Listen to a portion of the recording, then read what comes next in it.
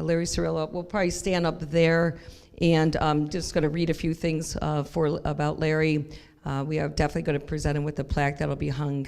Well, I won't tell you just yet where. And feel free. We know this is an evening that you want to capture, and you might want to take some pictures. I know some pictures were already taken, but if you want to take some additional pictures, we'll make time for that. And then there's so many of you here, but maybe since I did not work with Larry, I think we've made some time in the schedule. If maybe 2 or 3 of you would want to have something that you'd like to say. I know there's former teachers here, there's former superintendents, there's a lot of different families and friend members here, and so just so don't feel obligated, but I also want to give that opportunity to do that as well. So what we are going to do is our board here. Let me just introduce our board real quick, and then we're going to get started. We have Board President Cassandra Jones. I think we have Vice President Erin Lee. Board Member Stephanie Ryan. Welcome, everyone. Board Member Catherine Falkenberg. And Board Member Ashley King. I'm also, since our backs are to everybody, we might as well just say we have our Treasurer, Josh Hill. Assistant Superintendent Dominic Capo. Assistant Superintendent Melissa Thompson. Malika Bussey, Director of Equity and Engagement. Director of Business Affairs, Carl Williamson. Director of, she says I change your title every day, but I think today you're just the Director of Elementary and Special Education. It's curriculum instruction, it's all the same thing, and Director of Exceptional Children, Jen Mose, and then our Director of Human Resources, Bill Miller. So just so you know who the people are around the table on that. So without further ado, I'm going to turn it over to Cassandra Jones, and we will get our meeting started. Give her a moment to get seated.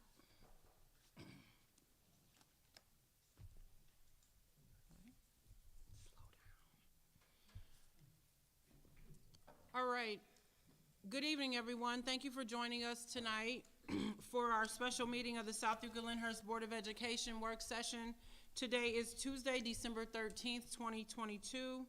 The time is now 5:35. Mr. Hill, may we get a roll call? Ms. Falkenberg? Here. Mrs. Jones? Here. Ms. King? Here. Ms. Lee? Here. Mrs. Ryan? Here. Perfect. We can go right into. Okay, our first discussion item is actually the dedication for Larry Cirillo, and so I'm going to ask him if he could come up here to the front with me.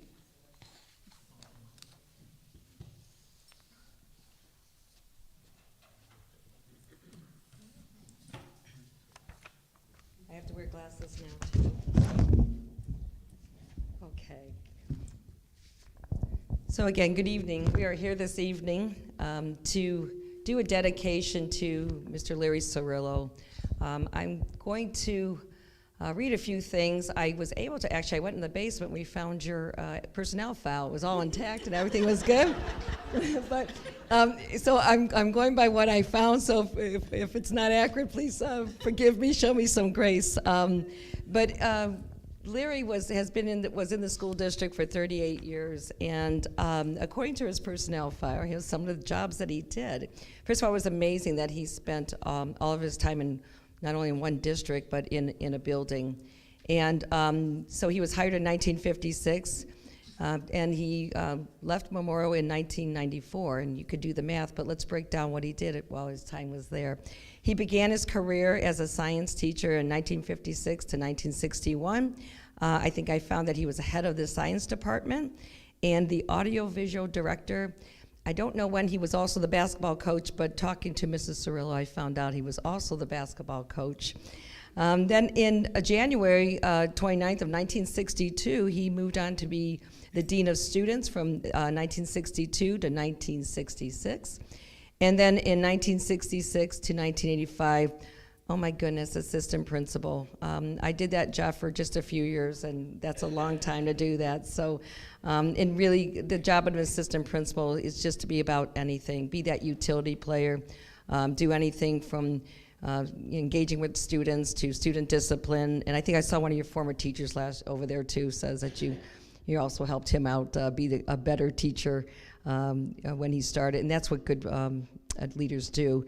And then stuck around in 1985 to 1994 was the principal of Memorial.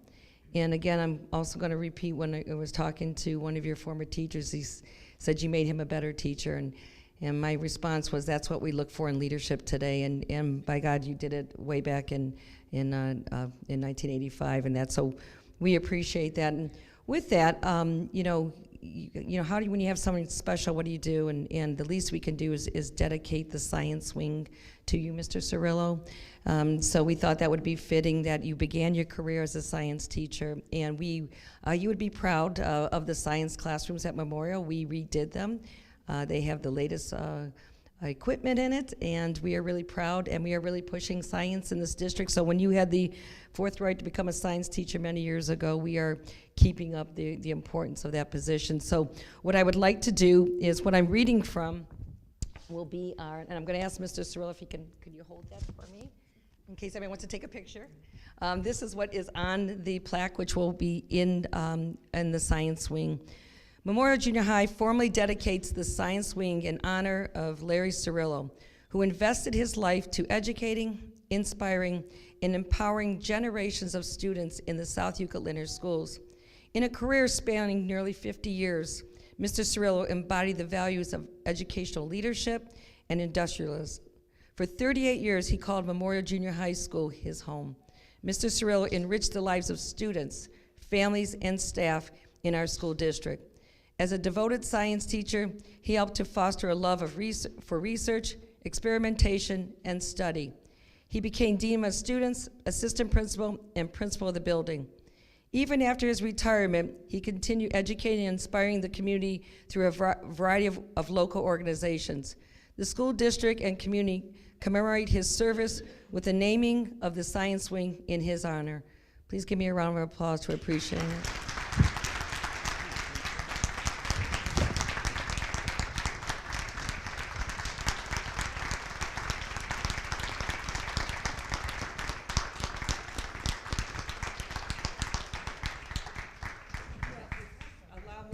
Cirillo, if he wants to say a few things. And I also realize there's so many of you out there. I did not have the opportunity to work with Mr. Cirillo, though I would have loved that opportunity. We do have time for a 2 or 3 of you. If you have something that you want to share that will that you would like to, you don't have to. We will certainly welcome that from you to make this evening special for Larry, who's very special, obviously, to a lot of people out there. So thank you, and I'm going to turn this over. Larry, do you want me to hold it, or do you want the? Good? Okay. First, I would like to thank Dr. Linda Reed, our superintendent, and the Board of Education for this honor. I also want to thank my wife, Marge. She's seated over there.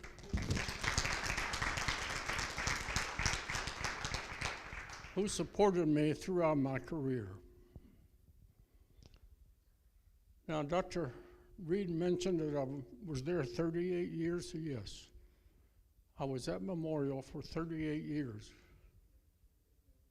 To me, Memorial is a very special place.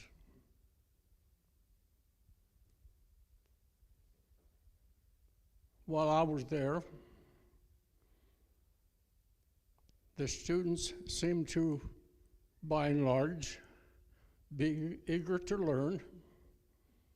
The teachers were very cooperative, and the community was super supportive of Memorial. In fact, we were just like a family working together. When I became principal, I wanted to have a statement or a motto that represented our school. That motto was, "In pursuit of excellence." I had that painted on the wall across from our office. as a reminder to everyone that our job was to do the best job we could be, whether it was an individual or whether it was a school. So we strive for that. And I think somewhat we accomplished what we started. Now I want to thank all of you for coming, especially the friends and teachers that are here that supported me through all those years.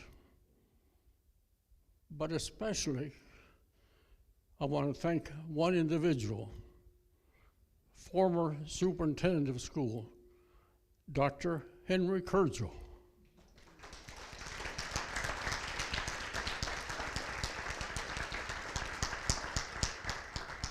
He's the one that appointed me principal of Memorial Junior High School.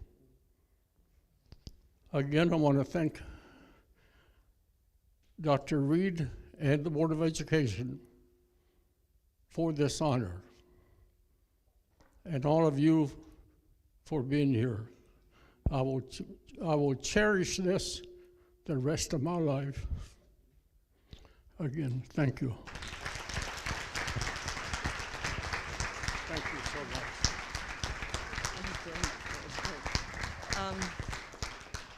Wow. Again, we want this is your evening. Please feel free, we can take some pictures, but if anybody would like to share a moment or a story that about Mr. Cirillo, feel free. If not, we will, okay.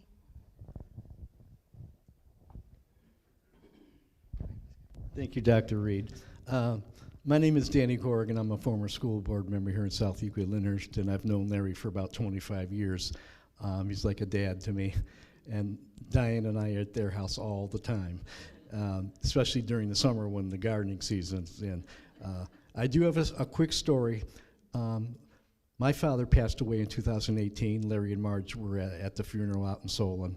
And I had another friend there from South Euclid, much younger, and they ran into each other. And Larry had paddled him a few times when he was principal, but I don't think they can do that anymore. That's okay. In 1983, when I started my career, they handed me a blue book, a grading book, and a paddle. So I do understand that. So thank you so much. Mr. McKee? Oh, good to see you.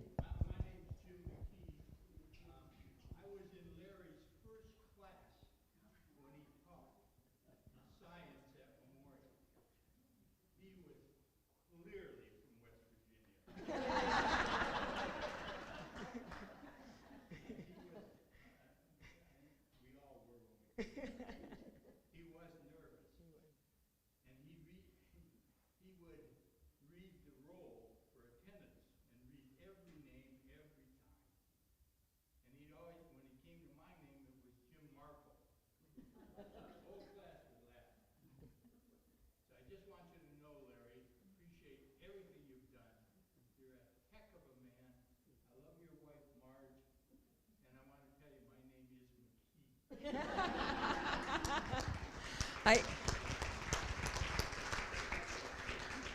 This is true. In his file, he is from West Virginia. So I saw a hand over there. I don't know if I can walk that far because I'm not sure, but I want to get you on. We just want to say that we drove in from West Virginia to surprise him. So we are the true West Virginians. So happy.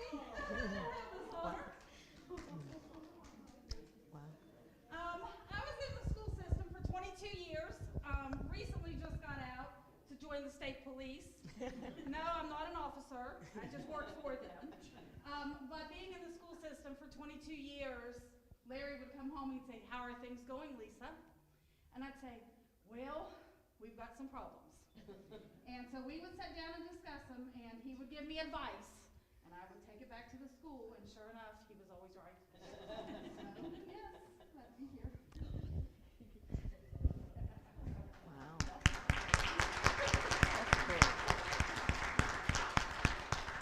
cool. Good to see you. Thank you. And what a drive. What part of West Virginia? Cowan, West Virginia, about Wow. I have family in Somersville. Yeah. Yeah. So. This is Marge's sister. Oh, wow. Oh, well, nice to meet you. That's great. Before we, anybody else? One more here? Someone else? Do they want to comment? Yes, sir.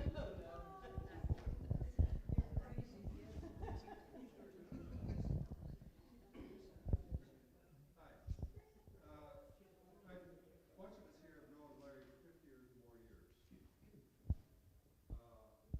Larry has infinite patience. And there's a number of us here that continually tried those patience. And we still got to keep our jobs. Litigation went away. But we were always in the idea of we knew exactly where we stood. Not always good, but we knew exactly where we stood. And for the last 51 years, for a lot of us, Larry has been part of our lives socially. I don't know if you knew this now. He was a square dance caller. Yeah, he called the square dance, and we got involved with that square dance when we were young, first and second year teachers. I still watch Hee Haw today. I don't know why, but I have the urge to. Anyway, what Larry has left with us is the lasting memory of integrity, dedication, and fear. Congrats, Larry. Thank you.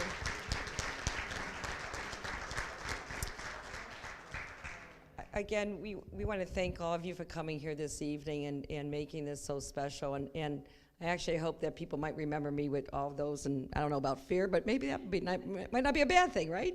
So, we thank you. And I know there's some pictures that might want to be taken. We're going to take a few minutes break here. So, again, this is for Larry and his family. And I couldn't think of a finer man to name our science wing after, Mr. Cirillo. So, very proud of you. Thank you. So feel free. I see you have some flowers back there. Feel free if you need to take a few more. We have the plaque up here. Again, it'll be hanging in the science wing. But if you want to take a few more pictures, we'll certainly respect that. You've come a long way, and you've come out for a good reason. And thank you so much on behalf of the Board of Education. Oh, I'm sorry. Go ahead. Yeah, Chabelle, we do stream this. This will be on our SEL Schools and our YouTube channel. Could we get it? We're on our website. Will it be somewhere on our website they can? Yeah. So if you go to Board of Education on our tab, you can find it there. It'll stream. Okay. Good question. All right. We'll take a few minutes break ourselves. So if anybody wants to, go ahead and we appreciate that and thank you. Couple that came up here. One is Marge.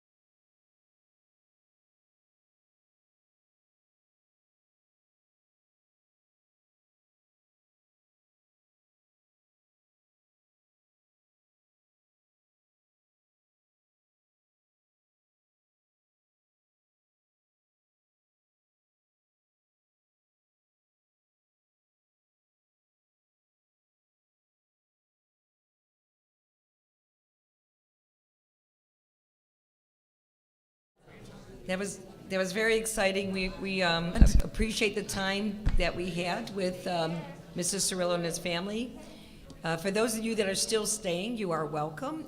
We are going to talk this evening, believe it or not, in Brush High School in SEL District. We have a quick med, and Mrs. Bussey will give an update with regards to our services and our quick med that we house here right at Brush High School. Thank you, Dr. Reed. First of all, I want to congratulate our honoree this evening, Mr. Cirillo. Congratulations. You don't want the mic? Wow, that's all I can say. That's a lot of years to have done what you've done. So thank you for what you did for the South Euclid Lyndhurst School District. Ms. Bussey, give me 1 second.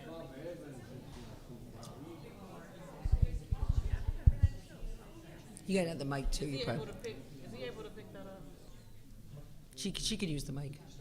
Yeah, I think it'll pick it up better. I know, Ms. Bussey, the mic, your voice does fine, but the mic picks it up for our people that are streaming and listening to us. There we go. Check 1 2. Check 1 2. We're good to go. Here you are. Thank you so much. So I'm excited just to give a quick update in regards to our Quick Med clinic here in Brush High School. About a year and a half ago, as everyone knows, Dr. Reed had this vision of bringing in what we call urgent care into the district. And so it has now come alive, and I'm going to share what's been happening in Quick Med. Whoops. It's next. There you go. So when we think about this, we think about the whole child framework and what that means. And so today, we are really going to focus, Dr. Reed, you can skip to the next one. Okay. We are going to really focus in these 3 areas, but more specifically in the health services area. And this is one of the 5 tenets that is part of the whole child framework. And so again, when we think about our students in SEL, we're not just thinking about the academic side, we're also thinking about the social emotional side of things as well, and their health. And so again, through Ms. Thompson's office, we are able to offer behavioral health services, and through Mr. Williamson's office, school and child nutrition. Again, we're gonna focus today in that area of health services. So when we think about equity of care, Ohio School-Based Health Care seeks to create an accessible, connected community of caring adults around each student to keep them in class and learning. And that's really what our Quick Med purpose is to get our students seen and back to class. It's to get our teachers seen and back to their classrooms to do what they love to do, which is to teach. So how is SEL addressing equity in care?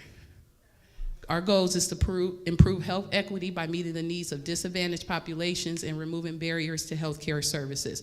This was really important in Dr. Reed's vision in regards to breaking down those barriers and really giving our families and our staff an opportunity to get real live service immediately. And that's one thing that we are doing through Quick Med. It offers services that support at-risk students. The goal is to increase school attendance. And then when we talk about academics, if our kids are in school, their GPAs, grade promotion, college prep, and then it also, when we think about the whole child, trying to reduce our rates of suspension. And that's more in our mental health area. Currently, here in our district, we have the ARC Quick Med Clinic, and then we also have our school health clinics. And they, although one entity as Quick Med, they do serve different purposes. And you can see, I'm not gonna read that for you, you can see the difference, you can see the service providers that we have and so forth, and what areas they do cover. Sorry. I'm multitasking. So, Guys expect our a lot Quick of Med yourself. by numbers. I will share this. So in August, we had 25 visits. In September, we had 30. In October, we had 60. In November, we had 69. Right. And so far in December, we had 41, for a total of 225 visits to our nurse practitioner. And I think that deserves a round of applause. And I need to tell you, we did a pilot last year, and we were struggling to get folks to visit the clinic. Not that we're promoting sickness, it's the fact that they're not going elsewhere. They're now coming here, and that makes it a great opportunity for our families and our students. And so those are really increased numbers from what we were seeing last spring. And I definitely have to give credit to our clinic staff and also specifically our district nurse, Nurse DJ, as well as our nurse practitioner, Nurse Monique. They really do a good job communicating with our families and really providing great care. So what's up next? We are looking to pilot telehealth at an SEL school near you. But one of the things we look at, why we're excited about the telehealth, everybody knows here I have a saying, you have to manage your own change. So we're getting the in-person clinic stuff down. What telehealth is going to do for us is we were trying to figure out how do we get students who maybe are at Adrian, some of the other buildings that are Sunview, and those that are not located here at Brush High School. And, we thought about transportation. Well, that can happen. And, of course, the parent can always pick up the student and bring them here. But sometimes that might not be necessary. And so what the telehealth will do is we will have them on screen, and there's different protocols, and there's different resources that you can use, and you would be able to see that child, the nurse practitioner be able to see that child and that family member at their home school. And then they can make a determination if what needs the next steps are. So we're really, really excited. I think those numbers you're going to see even increase more with our folks. Dr. Reed did the next slide. Did I? Oh, no. All right. Well, we can skip that one because No, now you know go what ahead. telehealth is. She explained exactly what it is, so we're good, Dr. Reed. No. Go ahead and skip the next one. Oh, You I'm just explain so what it excited. is. I was so excited with That's it. But the one thing that we have to, you talk about how it can change things is we're finding out is not only do you need the technology, which we have, but you also need a private space. So it does change the dynamics with regards to why we're piloting it. We have to figure out, okay, people need privacy. And so we're having some growing pains, and so some of the things we want to be able to manage our own change. And so we're going to do it at a school, but we won't reveal that yet. We just want to make sure we have everybody on board. Sorry, Mrs. Bussey. No, you're good. I mean, this is our partnership.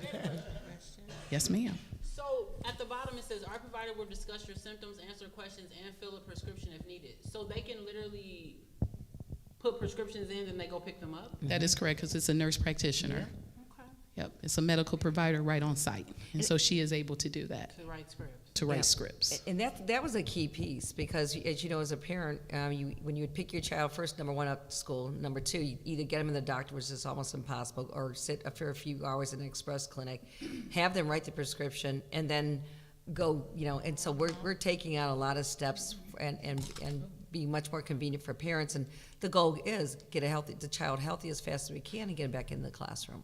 Absolutely. So, it's pretty exciting. So some of the telehealth benefits is faster access to quality care. You're able to use your mobile phone or tablet or computer, safe care from the comfort of your home or school, and then there's really no travel time for that individual. And so those are some of the things that are happening with QuickMed. In addition to, we are enhancing that area. Mr. Williamson and his team is building a bathroom over the break. We're going to have a designated area also for our staff and really students if they need that more private time with our nurse practitioner. So, we are really on the move in regards to QuickMed. The other thing I want to just share with you, two other things, is that we do have some events planned for this year. As you know, we did our flu vaccine already. We are looking to do New Year, New You health fair. We're also looking to do a Healthy Heart Day and then a Caregivers Appreciation Day. And then those are targeting annual physical, cardiovascular health, and then your everyday screenings. So stay tuned as we work with our partners at QuickMed to get that going. And then lastly, this was shared with our staff. And these are our concierge occupational health services that have no impact to our insurance claims. which could potentially save money for our employees as well as our district. So this information was also shared with our staff. So thank you for your time, and if you have any questions, I will answer them. Before we have any questions, I just want to thank Mrs. Bussey.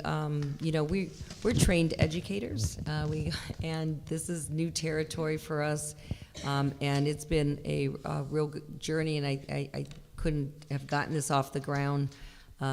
She's definitely been a finishing artist on getting this vision come alive, so I'd like to give her a round of applause with that. So Thank you, Dr. Reed. It's definitely been a team effort.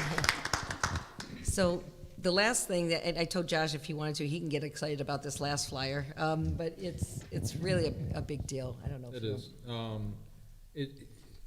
We obviously saw an increase to our health insurance rates based on our claims history, and obviously it's not abnormal with the current environment. But the nice thing about it is, and it's not only, it's at any Quick Med location, if they go there, they do not submit a claim. So there's nothing submitted to the history. That claim does not count towards our experience. You're not gonna see that impact, those specific visits impact our rates moving forward. So that's a huge plus. Absolutely. So at this time, any questions? But you can see over just a few short months, we've really grown in that area. No, I mean, it just makes me think, like, you just heard the last pandemic with health facilities charging for parents and patients going into the portal to ask questions. That fiasco from $25 to $100 you can just for asking a question. So they could actually bypass their healthcare facilities and come here, which is pretty, I mean, that's pretty powerful. Oh, and telemed is amazing. I use it all the time. You know. Yeah, we're excited about that piece. We really think that that'll be a game changer for the amount of access we can provide our families and our staff and our students, of course. So. Are you seeing more staff utilize the services? I know the numbers are increasing, but. Yeah, we definitely have staff that are utilizing it for sure. And That's without this knowledge on top of that. This just recently went out, the fact that we put it out there, but really started advertising it hard now. So we would imagine we're probably gonna see a bigger spike even with them knowing it doesn't affect their claims. Heck yeah. I would. Oh, and access to having all, you know, to all Quick Med locations too. That's really cool. Right. And they're actually talking about, we don't have the location, but they're talking about getting one closer to, I believe South Euclid. Yeah.